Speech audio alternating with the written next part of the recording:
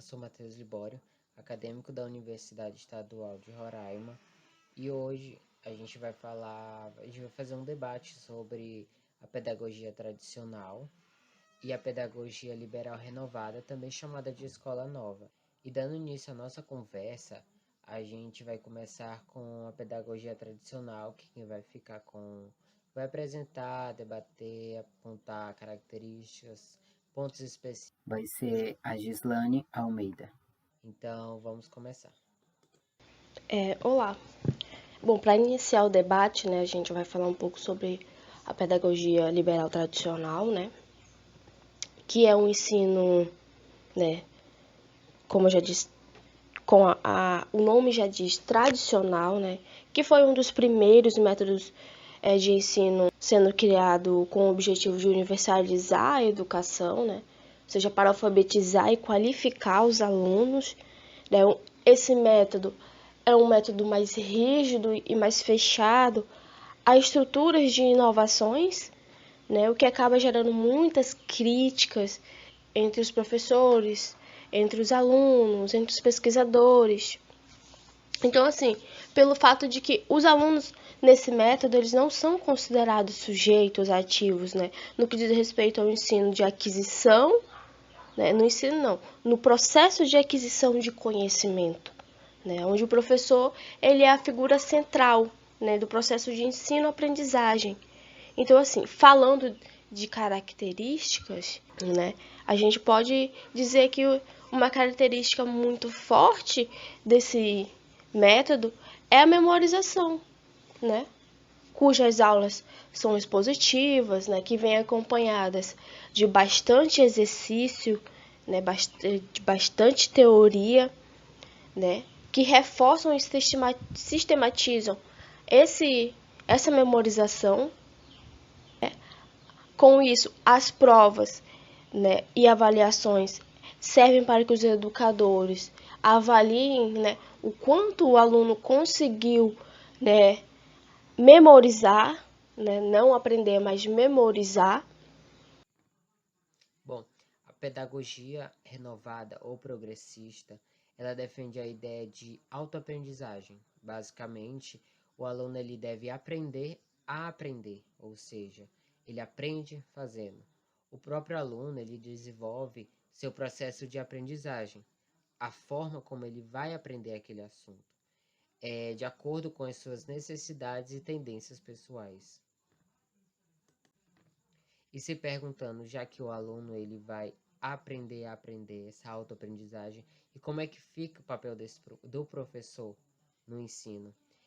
Dessa forma, o papel do professor ele passa a ser mais de apoio, um coadjuvante, do que ensinar, pois embora o aluno ele tenha essa autonomia, eles fornecem um direcionamento no plano de ensino, se baseia nas necessidades da vida social desse aluno.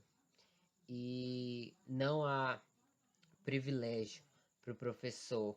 Antes, seu papel ele é auxiliar, desenvolver, livre e espontânea da criança. Se intervém e para a forma de raciocínio dela. Na pedagogia tradicional, há uma hierarquia, né, na relação entre professor e aluno, né, o papel do professor. Há uma hierarquia nessa relação, né, onde o professor ele é a autoridade máxima, né, e só ele deve ensinar. Com isso, né, o silêncio dentro da sala de aula é constante, né, e a gente, como estagiário, né, eu percebo bastante isso dentro da sala de aula, né, onde só o professor chega, ele joga o conteúdo para o aluno, né, joga o livro didático e acabou, é aquilo, né? Não se tem aquela consideração, né? Não se tem aquela relação com o cotidiano do aluno, não se tem aquele diálogo de troca de informações. E falando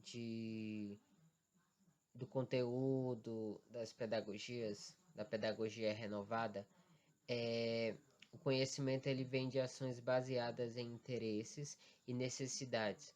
O conteúdo de ensino ele se estabelece em função da experiência do sujeito, do aluno, da sua vivência diante de desafios cognitivos e situações problemas, aonde ele vai buscar uma solução para resolver aquele problema.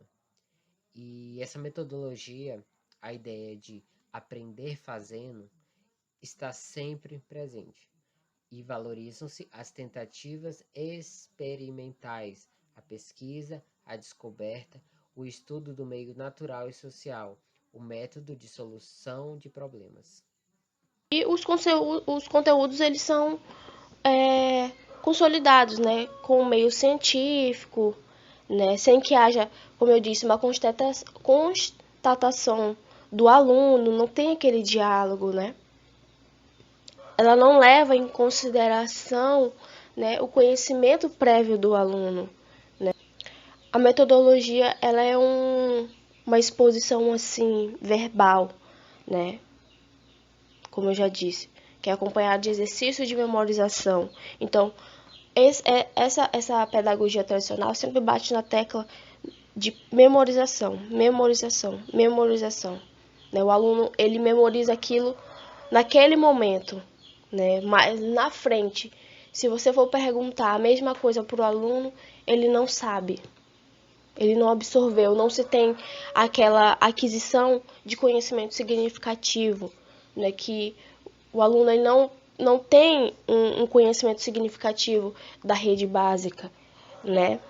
Quando você chega na universidade, você revê aqueles conteúdos, né? Mas você não consegue fazer uma relação. Você não se lembra do que foi passado dentro da sala de aula. Por quê? Porque você não aprendeu, né? Não teve um aprendizado significativo, e sim uma memorização. Outro dado também importante é que é o papel da escola, né? A escola, ela fornece, né? Basicamente, o papel dela é fornecer uma educação moral e intelectual, né? Que prepara o aluno para um convívio em sociedade. Ou seja, ela prepara o aluno, né, para exercer um papel na sociedade. Mas não só isso, né? Eu ouço muitos professores falando assim, daqui a uns anos vocês estão fazendo vestibular. Ano que vem vocês vão fazer vestibular. E vestibular é assim, faculdade é assim, entendeu? É uma também das características, preparar o aluno para vestibular, preparar o aluno para Enem. Não que eles estejam preparando de uma maneira correta, né? E o papel da escola nessa pedagogia renovada? A finalidade da escola é se adaptar às necessidades individuais de cada aluno ao meio social. Para isso, ela deve se organizar, retratar a vida ao máximo possível. As escolas elas devem fornecer essa experiência para o aluno, se educar na interação entre a estrutura cognitiva pessoal e a estrutura ambiental no processo de construir ativamente os seus objetivos. Bom, e de modo geral, falando dessa metodologia renovada liberal, também chamada de escola nova, né?